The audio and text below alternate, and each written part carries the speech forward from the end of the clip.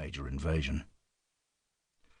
Recruited from the Gordon Highlanders in 1941, just a year ago, Woods had previously served in France, being one of the few men to escape from the debacle of the 51st Highland Division at St. Valery. Commando training at Achnacarry had followed, and then he had been with lay force on Crete.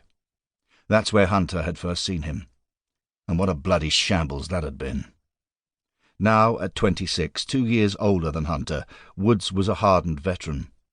They both were, and that, he knew, was the reason that they had both ended up here, poised to jump off a submarine and go sneaking behind enemy lines on some god-forsaken Greek island. He looked around at Jenkins, who had begun to eat a fourth sandwich. Hunter shook his head again. "Good God! When the hell do we go?" Woods opened his eyes and looked at Hunter. "Soon enough, Hunter. Soon enough. Patience is a virtue and all that." Woods closed his eyes again and pondered the word. Truth be told, there was little that was patient about Jim Hunter, thought Woods, and damned little that was virtuous. But he trusted Hunter, would trust him with his life, had done, even if it was damned nigh impossible to get to know him, to get beneath his skin. Jim Hunter was an enigma, famously hard to befriend, not cold, just defensive, a man who guarded his secrets, whatever they might be. And Woods was determined to be the one who would unravel him. First, though, they had a mission. Hunter spoke again. "For Christ's sake! Let's just get on with it. When do we go?" As if in answer, there was a tap on the steel door of the ante-room, and a heavily bearded young naval officer stuck his head into the room. "All right, chaps, time to go." As one, the 6 men leapt to their feet. Gone now was the officer's pretence of sleep. As they made their way up the steel steps towards the conning tower, they were joined by another 2 men, both unmistakably Greek. Hunter knew them from the ops briefing and smiled as they saw him. One of them did not return his gaze, but the other man shot him a smile.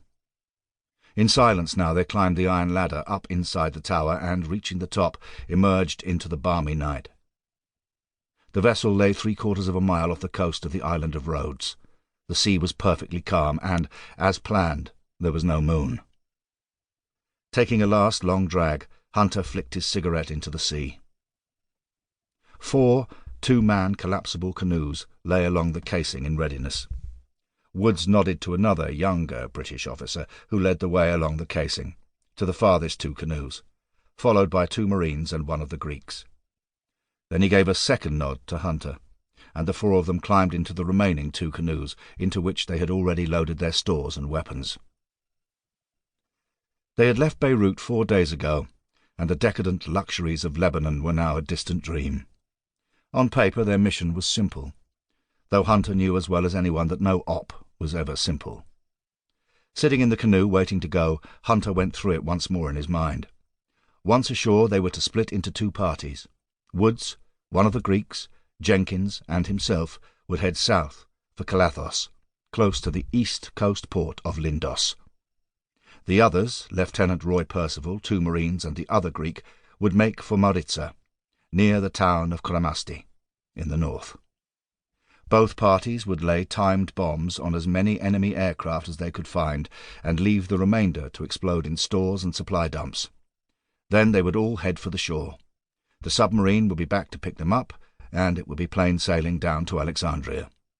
That, at least, was the plan.